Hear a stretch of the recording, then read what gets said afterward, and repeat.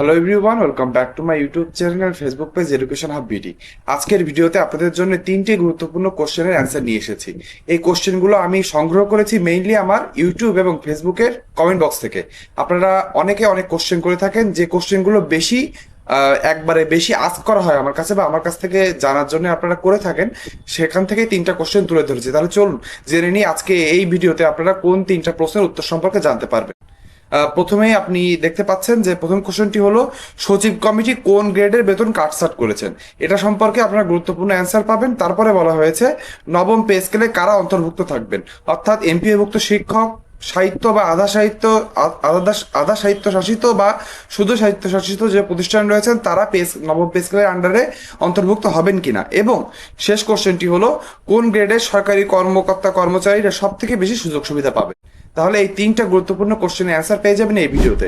আশা করবো ভিডিওটি না টেনে একদম শেষ পর্যন্ত দেখবেন। আমি অল্প সময়ের ভিতরে এই তিনটা গুরুত্বপূর্ণ কোশ্চেনের অ্যান্সার আপনাদের সামনে তুলে ধরবো। তাহলে চলুন সময় নষ্ট না করে আমরা ভিডিওর মেন অংশে চলে যাই এবং জেনে নিই কোশ্চেনের অ্যান্সারগুলো। আমরা ভিডিওর মেন অংশে চলে এসেছি। প্রথম কোশ্চেনটি হলো, সচিব কমিটি কোন গ্রেডের বেতন কাটছাট করছে। দেখেন, এখানে বলা হয়েছে গত 21শে মে সচিবালয়ে গুরুত্বপূর্ণ বৈঠক অনুষ্ঠিত হয়।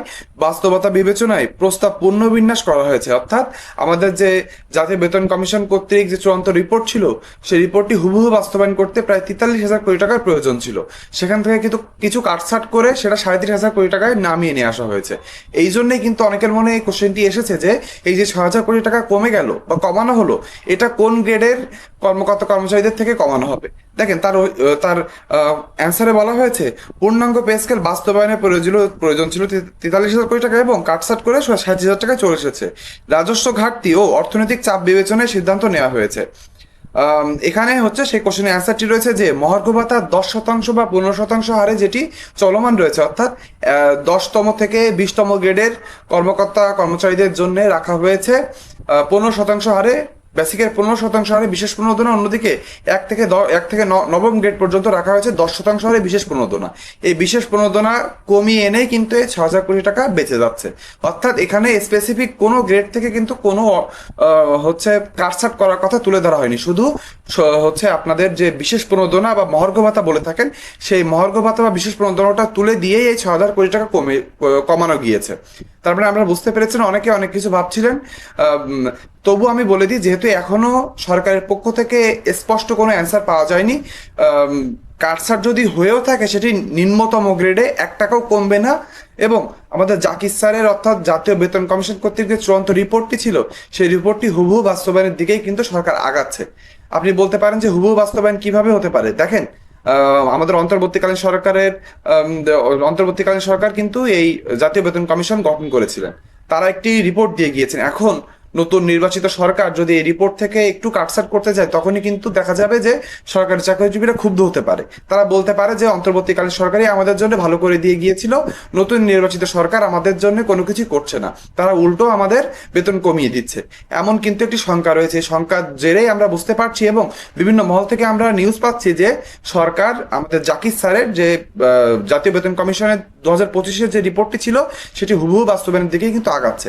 তারপরেও যদি আমি পরবর্তীতে কোনো রিপোর্ট পাই, যেহেতু সচিব কমিটির মিটিং কিন্তু এখনো একটি বাকি রয়েছে, সেই মিটিংয়ে সর্বশেষ চূড়ান্ত কি আপডেট হবে সেটি জানতে হলে আমার ইউটিউব চ্যানেল এবং ফেসবুক পেজে কিন্তু চোখ রাখতে হবে এবং আমার ইউটিউব চ্যানেল এবং ফেসবুক পেজটি অবশ্যই সাবস্ক্রাইব করে রাখতে হবে। তাহলে চলুন, আপনারা জেনে গেলেন যে এখন পর্যন্ত কিন্তু কোনো গ্রেডে বেতন কাটছাটের কথা বলা হয়নি, শুধু মহার্ঘ ভাতা বা বিশেষ প্রণোদনা ভাতাটি কমিয়ে এনে এই 6,000 কোটি টাকা বাঁচানো সম্ভব হয়েছে।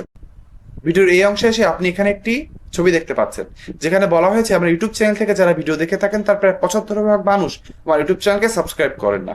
আমাদের কাছে অনুরোধ থাকবে, দয়া করে আমার ইউটিউব চ্যানেলটি সাবস্ক্রাইব করে দিবেন। অন্যদিকে যারা আমার এই ভিডিওটি ফেসবুক পেজ থেকে দেখছেন, তাদের কাছে অনুরোধ থাকবে যে আপনি ফেসবুক পেজ বা ফেসবুক গ্রুপ যেখান থেকে দেখুন না কেন, আমার ফেসবুক পেজে ক্লিক করে ফেসবুক পেজটি একটু ফলো দিয়ে রাখবেন। তাহলে আমি যখনই কোনো নতুন ভিডিও আমার ফেসবুক পেজে আপলোড দিব, সেটি সবার আগে আপনার সামনে চলে যাবে। এখন আমরা চলে আসবো দ্বিতীয় কোশ্চেনে বলা হয়েছে নবম পে স্কেলে কারা অন্তর্ভুক্ত থাকবেন। এখানে কিন্তু অনেকে এই কোশ্চেনটি করেছেন, বেশিরভাগ এমপিওভুক্ত শিক্ষক কর্মচারী এবং সাহিত্য শাসিত এবং আধা সাহিত্য শাসিত কর্মকর্তা কর্মচারীরা কিন্তু এই কোশ্চেনটি করেছেন। তাহলে চলুন আমরা জেনে নিই কারা কারা এই নবম পে স্কেলে অন্তর্ভুক্ত থাকবেন। বলা হয়েছে প্রশাসন ক্যাডার, শিক্ষক এমপিওভুক্ত এবং প্রাথমিক দুইজনেই থাকবেন, পুলিশ, স্বাস্থ্যকর্মী, মাঠ প্রশাসন, বিচার বিভাগীয় কর্মচারী এবং কর্মকর্তারা সব সরকারি কর্মকর্তা কর্মচারী। এখানে জেনে গেলাম এবং স্বায়ত্তশাসিত এবং আধা স্বায়ত্তশাসিতের ব্যাপারে বলা হয়েছে স্বায়ত্তশাসিত ও আধা স্বায়ত্তশাসিত প্রতিষ্ঠানের জন্যও সমন্বিত নির্দেশনা আসতে পারে, অর্থাৎ তারাও কিন্তু এই পে স্কেলের আন্ডারে সমন্বিতভাবে বেতন পেতে পারেন। এটা জেনে গেলেন আপনারা দ্বিতীয় কোশ্চেনের অ্যান্সার। এখন আমরা চলে যাব তৃতীয় কোশ্চেন, এবং তৃতীয় কোশ্চেনে বলা হয়েছে যে কোন গ্রেডের সরকারি চাকরিজীবীরা সব থেকে বেশি সুযোগ সুবিধা পাবেন। এটা কিন্তু সকল সরকারি চাকরিজীবীদের মনের একটি প্রশ্ন, যে আমরা তো বুঝতে পারছি নবম পে স্কেল বাস্তবায়নে দোরগোড়ায় চলে এসেছে। এখন কোন গ্রেডের সরকারি কর্মচারীরা সব থেকে বেশি লাভবান হতে পারেন। প্রথমে আমি জানিয়ে দিই যে আমাদের যে জাকির স্যারের যে রিপোর্টটি ছিল সেখানে কিন্তু দেখা হয়েছিল 11 থেকে 20তম গ্রেডের সরকারি চাকরিজীবীদের শতকরা হারে বেশি বেতন বৃদ্ধির কথা বলা হয়েছিল।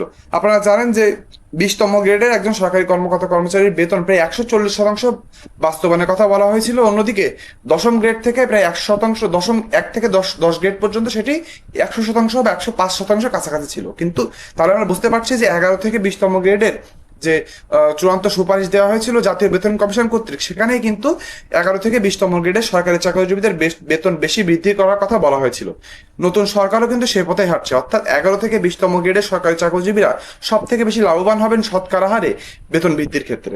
দেখেন এখানে বলা হয়েছে যে 11 থেকে 20তম গ্রেডের সরকারি চাকরিজীবীরা বেশি সুবিধা পাবেন। কেন সম্ভাবনা আসছে সেখানে বলা হয়েছে যে নিম্ন মধ্যম আয়ের চাকরিজীবীদের অগ্রাধিকার বেশি দেওয়া হচ্ছে, কেননা তারা কিন্তু বেতন কম পান। অন্যদিকে একজন চতুর্থ বা পঞ্চম গ্রেডের সরকারি কর্মকর্তা যে বাজার থেকে বাজার করে খান, একজন 20তম গ্রেডের কর্মচারীও কিন্তু সেখান থেকে বাজার করে খান।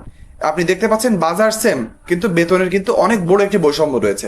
এই বৈষম্যটা কতটুকু কমিয়ে আনা যায় এবং কমিয়ে যেন একটু সরকারি চাকরিজীবীদের, বিশেষ করে যারা নিচের দিকে গ্রেডে রয়েছেন, তাদেরকে একটি ভালো জীবন বা ভালো জীবিকা উপহার দেওয়া যায়, সেজন্যই কিন্তু চেষ্টা করে গিয়েছে জাতীয় বেতন কমিশন। এবং জাতীয় বেতন কমিশনের রিপোর্টটি আমলে নিয়েই কিন্তু নতুন সরকার এটি হুবহু বাস্তবায়নের দিকে আগাচ্ছে, এবং এটি হুবহু বাস্তবায়ন হলে 11 থেকে 20তম গ্রেডের সরকারি চাকরিজীবীরা সব থেকে বেশি লাভবান হতে চলেছেন। এখানে বলা হয়েছে যে 21 মে সচিব কমিটির গুরুত্বপূর্ণ বৈঠকে এই বিষয়টি আলোচনা হয়েছে, অর্থাৎ কোন গ্রেডের সরকারি চাকরিজীবীদের বেতন তুলনামূলকভাবে বেশি বৃদ্ধি করা হবে সে নিয়ে কিন্তু আলোচনা হয়েছে 21 মে সচিব কমিটির যে চূড়ান্ত বৈঠক ছিল সেখানে বেতন কাঠামো পুনর্বিন্যাসের বিষয়ে নীতিগত আলোচনা হয়েছে। সরকারের অতিরিক্ত ব্যয় কমানোর জন্য পরিকল্পনা নেওয়া হয়েছে। ব্যয় সমন্বয়ের উচ্চ গ্রেডের তুলনায় নিম্ন গ্রেডে বেশি সুবিধা বাড়ানোর দিকে ঝোঁক রয়েছে। আর একটি বিষয় আপনারা অলরেডি জেনে গিয়েছেন, যদি যারা এখনো পূর্বের ভিডিও দেখেননি আমার, তাদেরকে বলতে চাই যে উচ্চতর গ্রেডে বা সচিবদের অনেক সুযোগ সুবিধা দেওয়া হয় বেতন বা তাদের যে বেতন ভাতা রয়েছে তার ছাড়াও তাদের বিভিন্ন সুযোগ সুবিধা দেওয়া হয়। সেটি কিন্তু জাতীয় বেতন কমিশনের কর্তৃকও সুপারিশ করা হয়েছিল। সরকার সেটিকে অনেক পরিমাণ বৃদ্ধি না করে কতটুকু কমিয়ে আনলে সচিবরা ভালোভাবে চলতে পারবে এবং বেশি মূল্যস্ফীত সেটি বেশি অর্থ খরচ হবে না সরকারের পক্ষ থেকে, সেদিকে কিন্তু তারা চেষ্টা করছে। বিশেষ করে সরকারি সচিবদের এবং উচ্চ পর্যায়ের কর্মকর্তাদের বেতন তুলনামূলক হারে কম বৃদ্ধি করানোর দিকেই কিন্তু তারা হাঁটছে। সেখানে বলা হয়েছে জাকির স্যার পে কমিশনের রিপোর্ট দিক নির্দেশনা দিয়েছেন। রিপোর্ট অনুযায়ী নিম্ন ও মধ্যম গ্রেডের সুবিধা বৃদ্ধির প্রস্তাব গুরুত্ব পাচ্ছে। এখন আমরা জেনে নেব সরকারের কি লক্ষ্য রয়েছে। সরকারের লক্ষ্য হলো বেতন বৈষম্য কমানো, নিম্ন আয়ের কর্মচারীদের জীবনমান উন্নয়ন, বাস্তবসম্মতভাবে নবম পে স্কেল বাস্তবায়ন করা। অর্থাৎ সরকার কিন্তু এদিকে হাঁটছে, অর্থাৎ সরকার চেষ্টা করছে কিভাবে 11 থেকে 20তম গ্রেডের সরকারি চাকরিজীবীদের ভালো একটি জীবন এবং জীবিকা উপহার দেওয়া যায়, তাদের যে অর্থনৈতিক বৈষম্য রয়েছে সেখান থেকে তাদেরকে টেনে বের করে আনা যায়। এবং সরকারি চাকরিজীবীদের দেখা যেতে পারে যে এতগুলো পরিবার রয়েছে যারা বেশিরভাগ সব 11 থেকে 20তম গ্রেডের সরকারি চাকরিজীবীরা রয়েছেন, তাদের ভিতরে তাদেরকে কিভাবে তাদের পরিবারের 6 জন সদস্যদের নিয়ে একটু ভালোভাবে বাঁচতে পারবে সেভাবে কিন্তু পে স্কেল শেষের দিকে প্রণয়ন করা হচ্ছে এবং সচিব কমিটি সেদিকেই তাকিয়ে আছে। আশা করছি নবম পে স্কেল খুব দ্রুত বাস্তবায়ন হয়ে যাবে। পে স্কেল সংক্রান্ত এবং সত্য এবং অথেন্টিক নিউজ জানতে হলে আমার ইউটিউব চ্যানেল এবং ফেসবুক পেজকে সাবস্ক্রাইব এবং ফলো করে রাখবেন। ভিডিওটি না টেনে দেখার জন্য সকলকে ধন্যবাদ। সকলে ভালো থাকবেন।